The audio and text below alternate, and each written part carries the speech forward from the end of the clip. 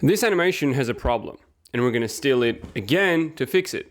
Now, before YouTube takes this down, let's look at the original creator's video to see how I'm allowed to steal the animation. I made the animation you're looking at, but the idea isn't mine. Honestly, I'd even say I copied it almost exactly. And despite that, I can still call this my original work. So now you can see why I have the right to call this my original work. I suffered enough for it. But because I openly said I stole the idea from someone else, some people still won't consider this original. So in his words, I'm stealing his animation just to make it better this time. For starters, it was made in Premiere Pro, and us, the DaVinci Resolve community, can't have people paying $300 a year flexing on us with their software. So we're gonna make it properly this time, inside DaVinci Resolve and for free. Here we are in the DaVinci Resolve with our animation. If you thought this was a tutorial, well, sorry to disappoint, but I'm going to go over the entire node tree, explaining some things and why I did them to better get the grip of it, but it's not going to be a full-on tutorial. So let's start from the very beginning. Here we got our triangle, which then is duplicated 18 times and position corrected with the transform. And then we have it in the 3D space. Now, why we have it in the 3D space, I'm going to tell you in a bit. On the right hand side, we got our base plate, which is just copied triangles. Then I changed the shapes a little bit and the color. Then this little guy in the middle and the main base plate. And that's also in the 3D. And now here is the reason why I did all of this in 3D. Now, because we needed complex shapes like these triangles in 3D, it would have been hard to create them in DaVinci or say use Blender, for example, which is also free, but defeats the purpose of using DaVinci Resolve only.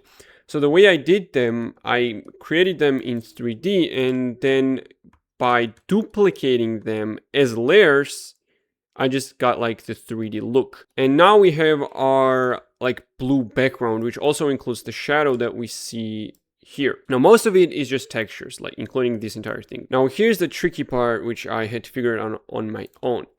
So here we have grid, right? Which is distorted in the same way as the paper in this image is. So it's kind of like drawn on it. That's the look I was going for. Now, the trick was this blur node, because if we remove this blur node and see the lines, we can see it's like really detailed grainy because of this texture and paper texture on top. But by adding this blur node, it removes those imperfections, but also leaves main distortions. So the paper is actually distorting the grid as it should. And then we also, of course, have it merged with the shadow, also have it in 3D, merged it over to our main 3D scene.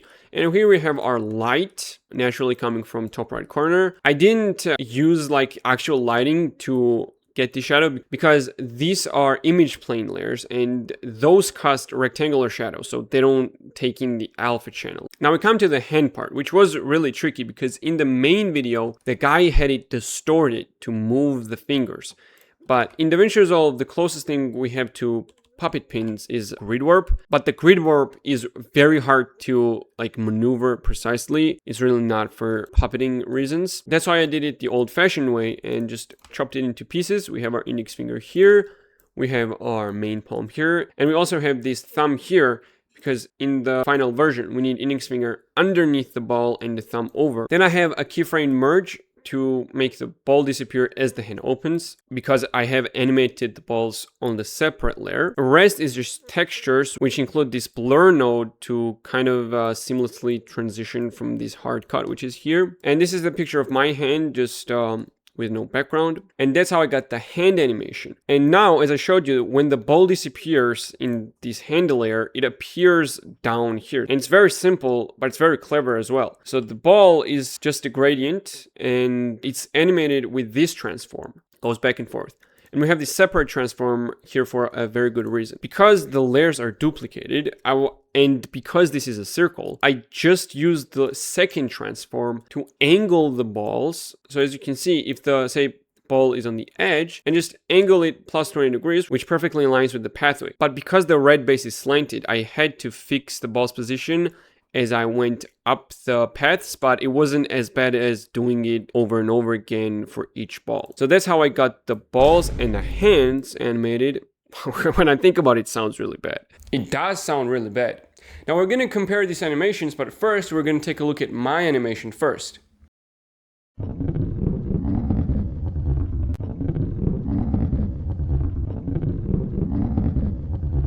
And now side by side.